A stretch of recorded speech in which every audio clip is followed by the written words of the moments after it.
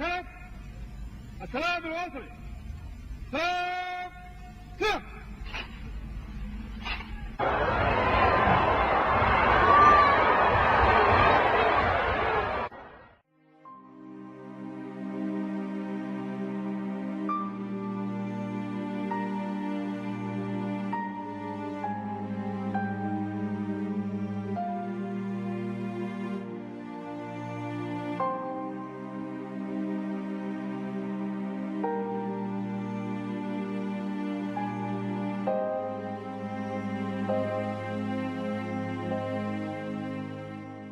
Bedouin tribesmen in Libya ride to greet their head of state, Muammar Gaddafi. So who is this man who prays 5 times a day and bases his revolution on religion? He's accused of supporting terrorist groups from all over the world and cites verses from the Quran to justify his state decisions. Is he a dangerous religious fanatic? He says he is simply a soldier for Islam. A fervent believer in Islam and religiously follows the moral code of the Quran, Islam's holy book. But this is no ordinary soldier. This is the mercurial strongman who is dragging Libya from the poverty of the Middle Ages into the oil technology of the 20th century, according to a code of conduct 1400 years old.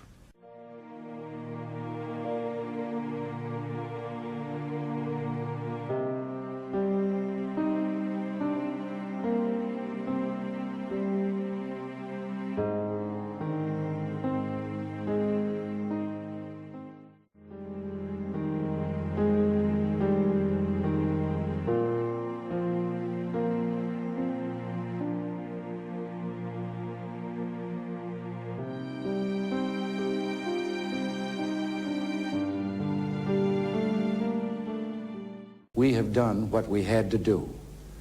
If necessary, we shall do it again. It gives me no pleasure to say that, and I wish it were otherwise.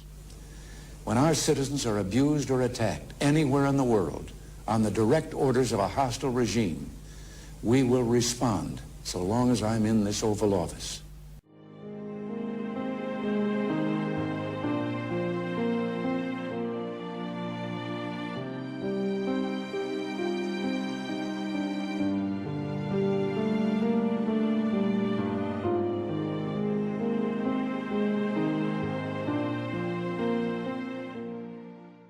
Pan Am Flight 103 has exploded while cruising at 31,000 feet. The wreckage is strewn across 50 square miles, but the bulk of the huge airliner comes down over the village of Lockerbie in the Scottish borders. There are no survivors. 243 passengers and the crew of 16 are all dead. But the tragedy doesn't end there. 11 people on the ground also die, and 21 houses are completely destroyed.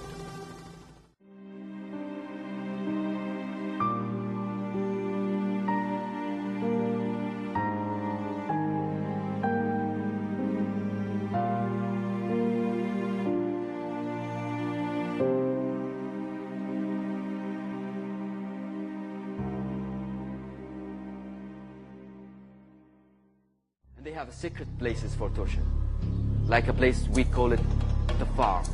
The Libyan uprising has unearthed many secrets. This is one of them. Inside the government compound in the east, there is a medieval inner sanctum. Now, it was only when the rebel forces overtook this compound that they heard voices coming from underground. They began digging, and they found these holes in the ground. This is where Gaddafi's regime has been putting people in solitary confinement. This is where they were actually keeping human beings. It's just incredible to think that people were literally buried alive, kept as prisoners.